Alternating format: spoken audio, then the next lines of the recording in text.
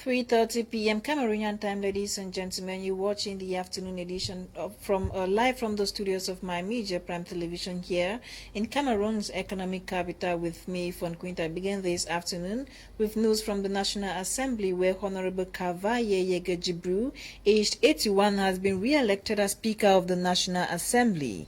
The member of the ruling Cameroon's People Democratic Party (CPDM) has been Speaker of the National Assembly since 1992. Mr. Yege Jibril secured 147 votes out of 162, while there were 15 no ballots. Now, the population of Boya, southwest region of Cameroon, have been reassured of constant water supply in a bid to ensure follow-up to government's call for frequent hand washing as one of the measures to fight against coronavirus. Barrister David Mafani Namangi, mayor of the Boya municipality, while reassuring the population of constant water supply, reminded them of the importance of respecting all COVID-19 barrier measures as the country is currently at a second wave of the disease. Now, features of Collage Polyvalent Suzanne in Douala Littoral region of Cameroon yesterday staged a protest action over non-payment of salaries for about 3 months. The strike by teachers left the school in disorder as students were all outside. Now, the Vice-Chancellor of the University of Bamenda, Professor Therese Cook Akenji, has disclosed that no student will be granted access to the school campus without presenting a valid COVID-19 test. In a press release dated March 16, 2021, the Vice-Chancellor added the COVID-19 test result must be negative to grant access to the student. The decision that will get into effect in April comes after the University of Boya announced no student would be permitted into campus without a negative COVID-19 test.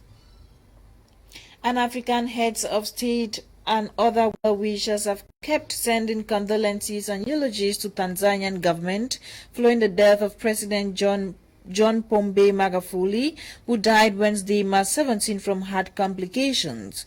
Rwanda's President Paul Kagame on his Twitter handle says he's saddened by the loss of a brother and friend, President Magufuli. His contribution to his country and our region will not be forgotten. He continues, the people of Rwanda stand with Tanzania during this difficult time.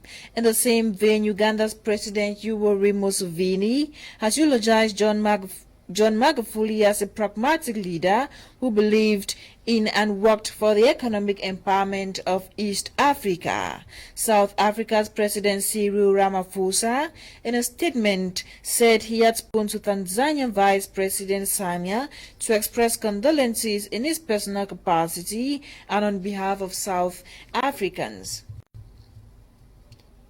We remain in Tanzania, where opposition has called for Vice President Samia Suluhu Hassan to be sworn in immediately following the death of President John Magufuli. According to opposition, her swearing in would avoid uncertainty and constitutional vacuum. On Wednesday evening, Vice President Hassan had the task of announcing to Tanzanians that President John Magufuli had died, and today she is due to take his place as the country's head of state. First elected as Magufuli's running mate in 2015, she was re-elected last year and will serve out the rest of the 5-year term. Samia Hassan will become Africa's only current female political head of state, thus joining a short list of women on the continent who have made it to the top. Now, at least 33 Malian soldiers have been killed and 14 wounded in an attack on a military post in the country's violence-hit northeastern region of Gao. According to the army, some 100 assailants on pickup trucks and motorbikes launched the attack in the town of Tessit, located 60 kilometers south of Asonga near Mali's border with Burkina Faso and Niger, further revealing that 20 attackers were killed during the raid. Mali has been plagued by a brutal conflict that began as a separatist movement in the north but later turned into a multitude of armed groups fighting to control the country's central and northern regions.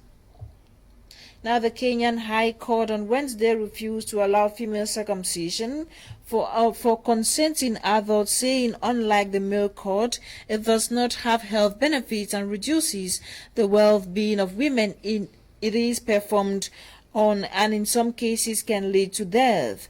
The ruling by 3 High Court justices against the petition filed by Tatu Kamwa said evidence presented showed women in the communities that practice female circumcision do not have a choice. Kenya's Female Genital Mutilation Act, passed in 2011, states that anyone found guilty of the practice could be sentenced to at least 2 years in jail or pay a fine of $1,800 US. That does it for the 3:30 p.m. edition of Prime Flash on My Media Prime Television. My name is Fon Quinter. The news was compiled and produced by Ewane Nolinga. Developments of these stories and more be yours at exactly 6:30 p.m. with Audrey Zaza. Goodbye and keep watching programs on The African Eye.